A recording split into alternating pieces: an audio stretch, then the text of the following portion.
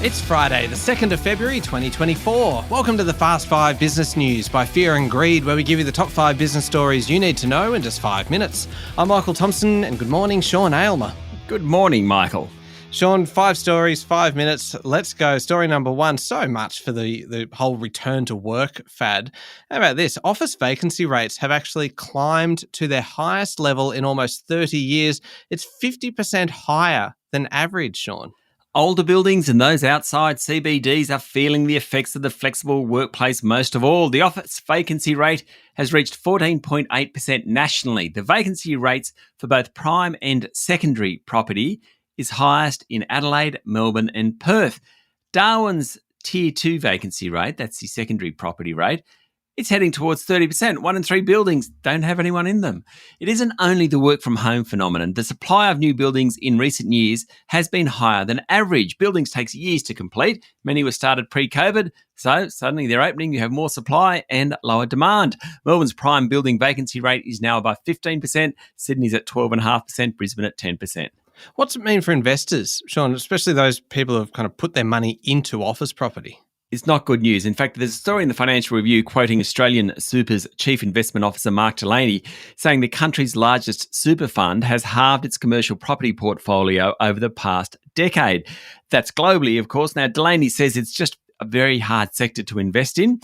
Since pre-COVID, late 2019, the S&P ASX 200 real estate index is down 13%. Remember, the market hit a new high this week.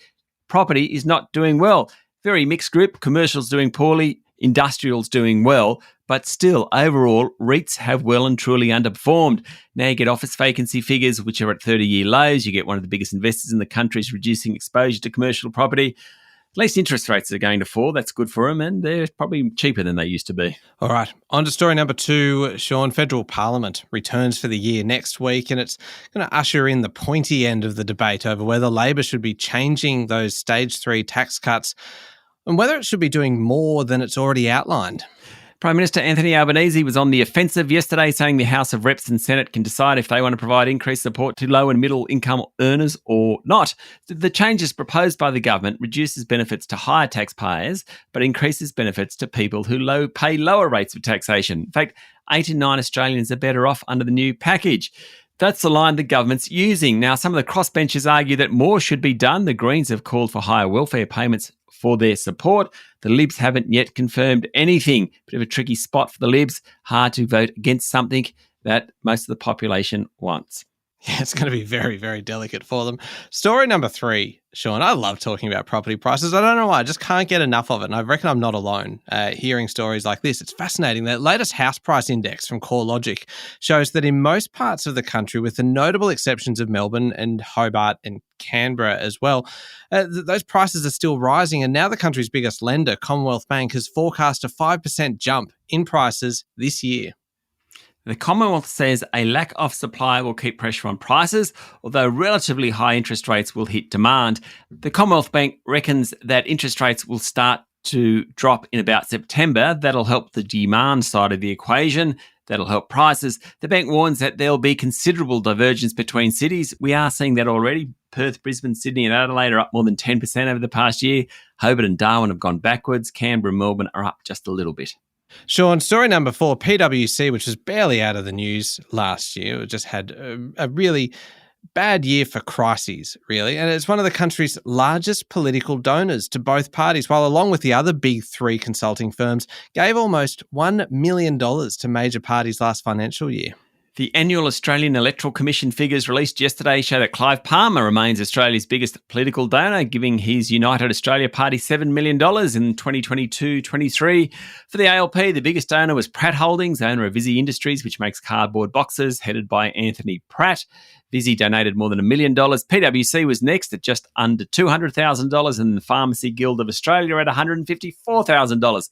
PwC was the largest donor to the Liberal Party, $175,000. Then Singapore-based Keppel Cattle Investment. And third was the Sydney Mining Club.